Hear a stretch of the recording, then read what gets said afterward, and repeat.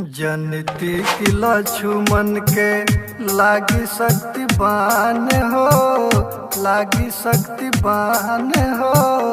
ना लेके अइती घर ही से साथ हो। जनती की लक्ष्मण के लागी शक्तिवान हो, लागी शक्तिवान हो। ना लेके अइती घर ही से साथ हो। जनती की लक्ष्मण के लागी शक्तिवान हो, लागी शक्तिवान हो।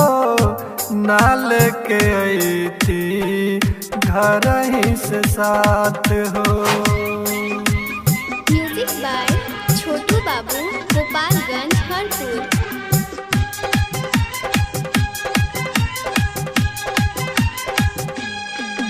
अब कौन मुहवा हम जाके माई से दिखलायब। अरे वादा हम कैनी की संग ही लेके आयब।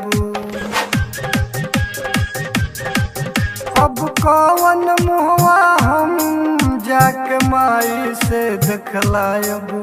अरे वादा हम कैनी की संग ही लेके आयब। जाग जाग जाग बबुआ खोला तनी आँख हो, खोला तनी आँख हो। ना लेके अइती घर ही से साथ हो। जनती की लक्ष्मण के लागी शक्तिवान हो, लागी शक्तिवान हो। ना लेके अइती घर ही से साथ हो। म्यूजिक बाय छोटू बाबू, गोपालगंज, कानपुर।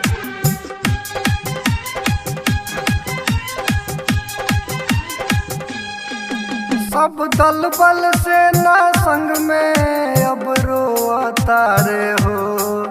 अपना भैया के आज बड़ी जोहता रे हो। सब दल बल से ना संग में अब रोता रे हो।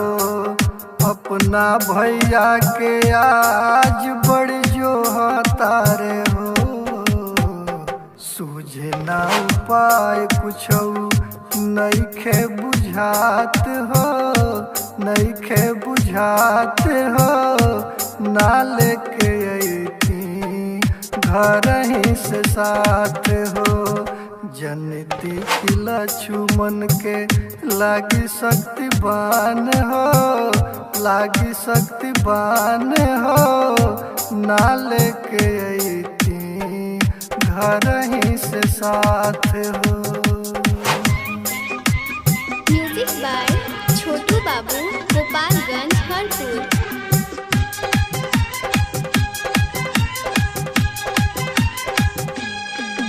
सब देवी देवता के हम बनी गोहरावत हो। मने मने मैया के बानी बुलावत हो। सब देवी देवता के हम बनी गोहरावत हो। मने मने मैया के बानी बुलावत हो।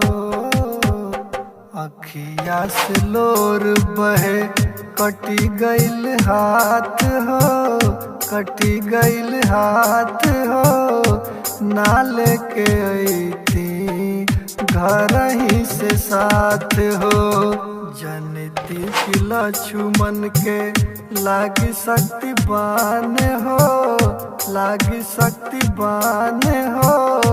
ना लेके अइती घर ही से साथ हो।